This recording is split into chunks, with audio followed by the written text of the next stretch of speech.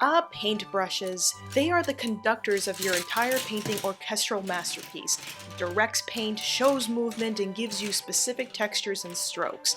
Paintbrushes can turn regular globs of acrylic paint into a unique arrangement that can please the eye and tell a great story, all while withstanding the harsh surface friction of canvas. I like to argue that paintbrushes are definitely the foundation to a great painting, even more important than paint quality. Gasp!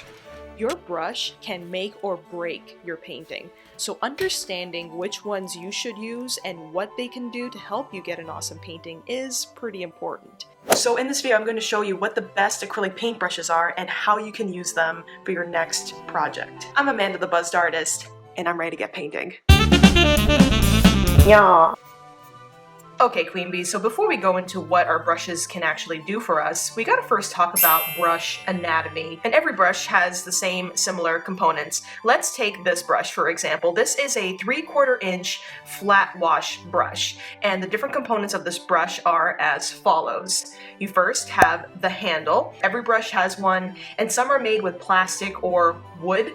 In this case here, this is a Simply Simmons brush. This actually has a wooden base with a plastic coating on top, which kind of chipped away. Having done painting for quite a while now, I've actually started really liking the more plastic handles because it's a lot easier for cleanup later, and it also extends the lifetime of your brush. So when it comes to choosing a handle, you gotta choose one that you like the best. So try out a few and see which one feels the most comfortable in your hand. The next part of the brush anatomy is the ferrule. This is usually the metallic part of your brush, which connects the handle to the bristles themselves. It clamps together all of the brush bristles together, and it's actually what determines the overall brush type and shape. And then let's go and talk about the bristles themselves. Now, bristles are considered the actual part of the brush that you paint with, and bristles can be made from a variety of materials, including animal hair or synthetic fibers. In the case of Simply Simmons and the brushes that I tend to use, I like to lean towards more synthetic fiber brush bristles because, again, it just allows for very easy cleanup, and I think it actually makes the brush last a tiny bit longer. Next, let's talk about the different areas of the bristles here. One is the toe. So the toe is this area of the brush, the very edge. The body, this is pretty much the area, the middle part of your bristles, like basically between the toe and the heel. So when you load your brush, all the paint will nicely gather inside the well of the body here. It holds it very nicely. Your body gives your brush a particular type of strength. Artists like to call it a spring back, or the ability for your brushes to kind of spring back into the same position that they are right now. So if I were to take a brush like this and use my finger, bend the bristles back, and it springs back just like so. Now, everybody's got a different preference. I like to have a brush that has very good spring back. I really am not a big fan of brushes that are very, very soft. Those are more preferable for watercolors. In terms of acrylics, you're gonna need something that can give you a good amount of pressure and spring back so that it can withstand the friction of your canvas or whatever whatever surface you're painting on, and be able to carry and transfer your paint effectively. So when it comes to picking a brush, just listen for the spring back. And of course, it's all preference. If you feel like you like something that's maybe a little more stiff, or something that's got a little bit more give to it, that's totally something that you can go ahead and try out for yourself. Lastly, in terms of brush anatomy, we have the heel. This is where the bristles go into the ferrule. So now that we've gone over brush anatomy, let's talk about the different types of brushes and the strokes that they can give you. So when it comes to choosing brushes, there are several different types. Firstly, you have your flat wash brushes. Now, these brushes are flat. They have a flat ferrule, and the bristles are nicely spread out, so you can get a lot of coverage when you're actually going ahead and painting. It's great for covering large areas like backgrounds, and can be used for washes, base coats, applying glazes, and finishes. And typically, you will get a large, broad, sweeping stroke. Next is a shader brush, also known as a flat brush. So the difference between this kind of brush and a wash brush is that this brush doesn't have as big of an area that it covers. So even though they're the same shape as a wash, you can use them flat or on the tips to create crisp edges and precision control. So you can use flat or shader brushes for blocking in colors, shading, blending, highlighting, doing smaller washes and smaller brush strokes in general. Now let's move on to our filberts. Now what's unique about the filbert brush is that it has a rounded tip. And this rounded tip is really great for creating strokes with soft, rounded edges. They're really great for filling in circular areas and blending.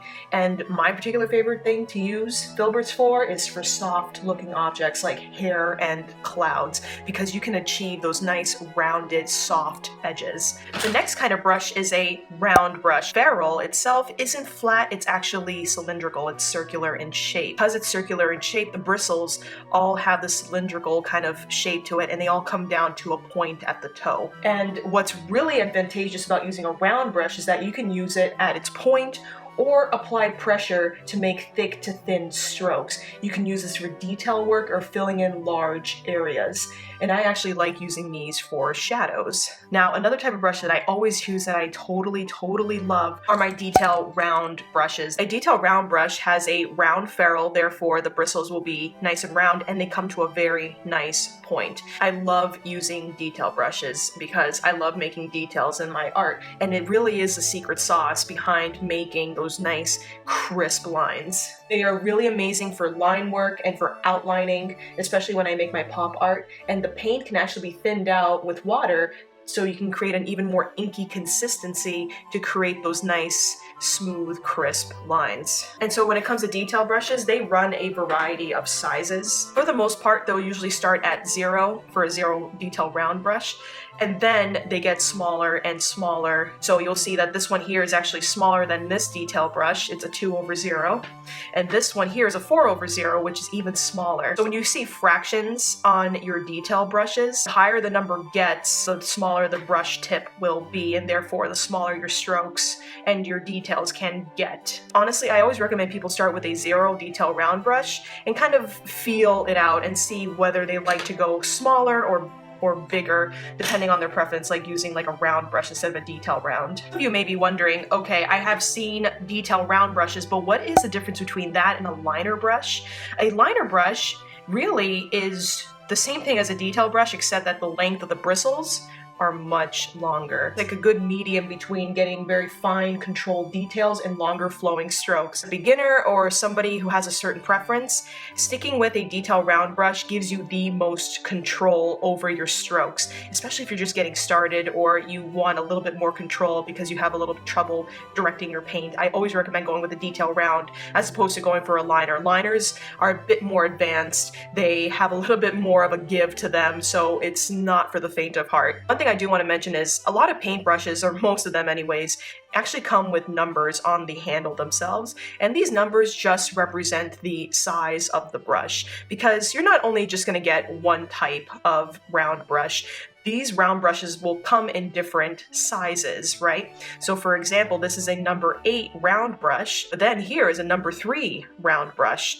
Same kind of look, same kind of achievement you can do with your strokes, except that bristles themselves and body are much shorter, and therefore you can get more detailed with the rounded strokes. Long story short, if you're dealing with your typical brush, the higher the number, the bigger that brush will be. And of course, if you're dealing with the detail brushes, which have fractions, the higher the number on the numerator, the smaller that brush is. And just another example too, this is a 1-inch flat wash brush. This is a 3/4 inch flat wash brush, okay? Now when it comes to washes, they kind of go by the actual width of the bristles themselves. As you can see here, this is about 1 inch. Therefore, you're gonna be getting 1 inch of coverage with every brush stroke that you make.